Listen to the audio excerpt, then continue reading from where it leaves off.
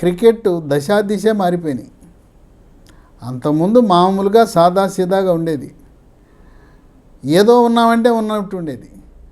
ఇప్పుడు ఈయన తలదన్నే విధంగా దేశంలోనే కాదు ప్రపంచంలోనే నంబర్ 1 కావాలంటున్నారు.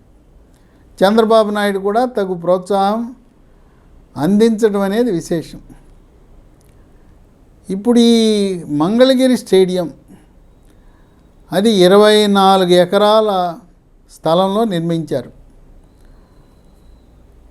34,000 సీటింగ్ కెపాసిటీ. విశాఖలో కూడా మధురవాడ సమీపంలో ఒక స్టేడియం ఉంది. ఆ విశాఖ స్టేడియం యొక్క సీటింగ్ కెపాసిటీ 24,000 సీట్లు అయితే ఈ నవలూరు క్రికెట్ స్టేడియం 34,000 సీట్లు.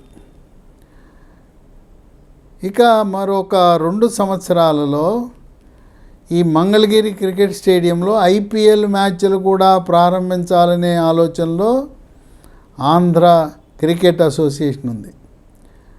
భారతదేశంలో ప్రముఖమైన క్రికెట్ స్టేడియాలు 3 ఉన్నాయి. అహ్మదాబాద్లో మోడీ స్టేడియం, కోల్కతాలో ఈడెన్ గార్డెన్స్, చెన్నైలో చేపాక్ స్టేడియం. ఈ 3 భారతదేశంలో తిరుగులేదు నాకెవరనే విధంగా 3 ఉన్నాయి.